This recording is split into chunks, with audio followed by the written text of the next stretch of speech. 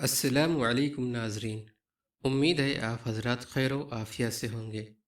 محترم ناظرین، آپ دیکھ رہے ہیں نور اخلاق یوٹیوب چینل، اور نور اخلاق یوٹیوب چینل پر آپ تمامی حضرات کا استقبال ہے۔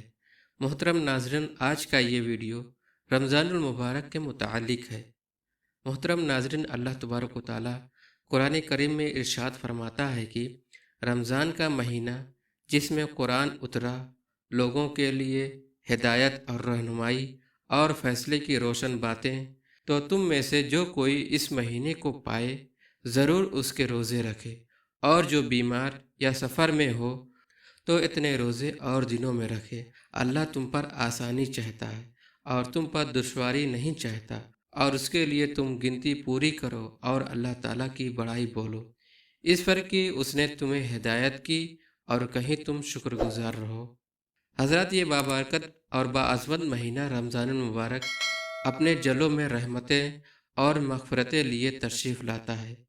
اس 30 دن کے مہمان کی رضا سے رضائے الہی نصیب ہوتی ہے۔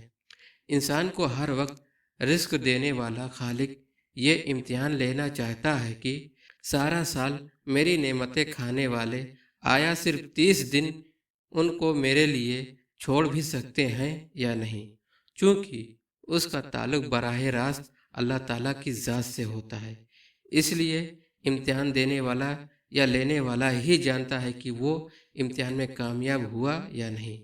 اس لیے اللہ تبارک و تعالیٰ فرماتا ہے، حدیث قدسی ہے کہ الصوم لی وانا اجزی بہ، یعنی روزہ صرف میرے لیے ہوتا ہے اور اس کی جزا میں خود ہی براہ راست عطا کرتا ہوں، یعنی روزہ دار یہ امتحان دے کر مجھے ہی پا لیتا ہے۔ قرآن کریم میں مختلف مقامات میں اعلان ہوتا ہے کہ جو اچھے اعمال کرے گا اسے جنت ملے گی، اس میں نہریں جاری ہیں جس میں ہمیشہ رہیں گے۔ گویا کہ اعمال صالحہ کے نتیجے میں جنت حاصل ہوتی ہے۔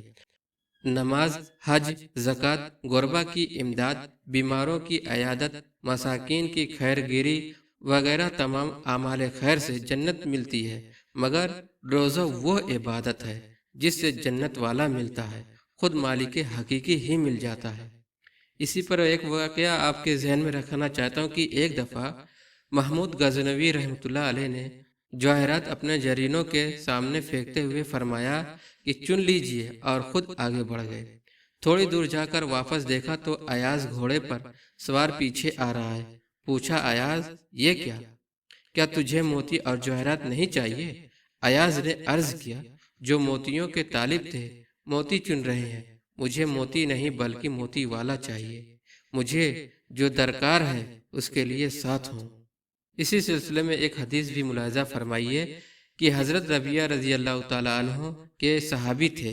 مشکوٰۃ شریف میں ہے کہ ایک مرتبہ آپ نے حضور صلی اللہ علیہ وسلم کو وضو کرایا تو رحمت للعالمین صلی اللہ علیہ وسلم نے فرمایا، صل ربیعہ، اے ربیعہ، مانگ کیا چاہتے ہو؟ سبحان اللہ، حضرت ربیعہ نے کیا ہی خوب مانگا۔ عرض کیا، جنت میں بھی آپ ہی کے پاس حاضر رہوں۔ گویا کہ عرض کیا، آپ سے آپ ہی کو مانگتا ہوں۔ کسی شاعر نے اپنی شاعری میں اس کو خوب ادا کیا۔ وہ کہتا ہے کہ ربیعہ نے عرض کیا، تجھی کو مانگ کر مانگ لی ساری کائنات، تیرے کرم سے بے نیاز کون شے ملی نہیں، مجھ سا کوئی گدھا نہیں، تجھ سا کوئی سخی نہیں، جھولی ہی میری تنگ ہے، تیرے یہاں کمی نہیں۔ پھر آپ غور فرمائیں کہ جس کو حضور صلی اللہ علیہ وسلم نے فرمایا مانگ، کیا مانگتا ہے، اس کی قسمت کا کون اندازہ کر سکتا ہے۔ محترم ناظرین، اب روزہ فرض ہونے کی وجہ کیا ہے؟ اس کی وجہ تسمیہ بھی آپ حضرات سماعت فرمائیں کہ اسلام میں اکثر اعمال کسی نہ کسی واقعے کی یاد تازہ کرنے کے لیے مقرر کیے گئے ہیں۔ مثلا صفا اور مروہ کے درمیان حاجیوں کا دوڑنا حضرت حاجرہ کے ان دو پہاڑوں کے درمیان دوڑنے کی یاد کو تازہ کرتا ہے۔ آپ حضرت اسماعیل علیہ السلام کے لیے پانی تلاش کرنے ان دنوں میں پہاڑوں پر دوڑتی ہیں۔ وہی طریقہ اللہ تبارک و تعالیٰ نے قیامت تک حاجیوں کے لیے لازم قرار دے دیا ہے۔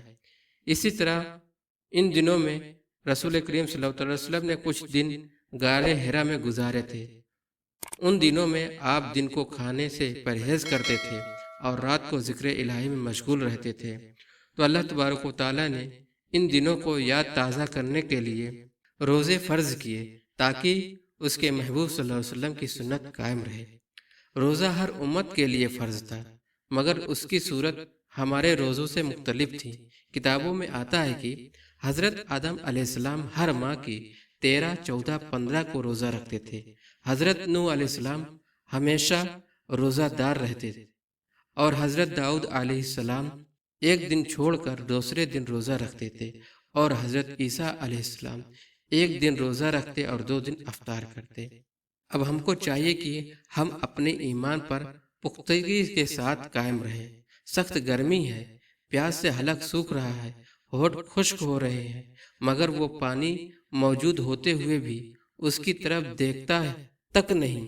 کھانا موجود ہے، بھوک کی شدت سے حالت درگو ہے، مگر وہ کھانے کی طرف ہاتھ تک نہیں بڑھاتا۔ آپ اندازہ فرمائیں کہ اس شخص کا خدا پر کتنا پختہ ایمان ہے، کتنا زبردست یقین ہے۔ وہ جانتا ہے کہ اس کی حرکت ساری دنیا سے چھپ سکتی ہے، مگر اللہ تبارک و تعالیٰ سے پوشیدہ نہیں رہ سکتی۔ اس کا اللہ تبارک و تعالیٰ پر یہ یقین روزے کا عملی نتیجہ ہے، کیونکہ دوسری عبادتیں کسی نہ کسی ظاہری حرکت سے ادا کی جاتی ہیں، مگر روزے کا تعلق باطن سے ہے۔ اس کا حال اللہ اور اس کے بندے کے سوا کوئی نہیں جانتا۔ چھپ کر کھا اور پی لے، لوگ یہی سمجھتے رہیں گے کہ روزے سے ہے۔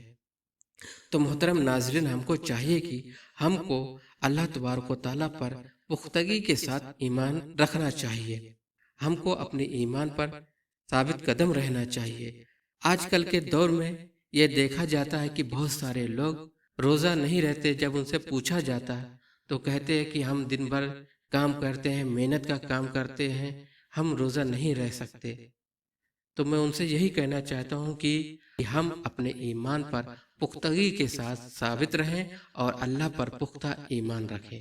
تو محترم ناظرین، اگر میری ویڈیو پسند آئی ہو تو ویڈیو کو لائک کر کے اپنے دوستوں میں شیئر کر دیں، اور میرے بولنے میں اگر کوئی لفظ، کوئی غلطی ہوئی ہو تو اس کو کمنٹ باکس میں ضرور بتائیں، اور ہو سکے تو درگزر کر کے مجھے معاف کر دیں۔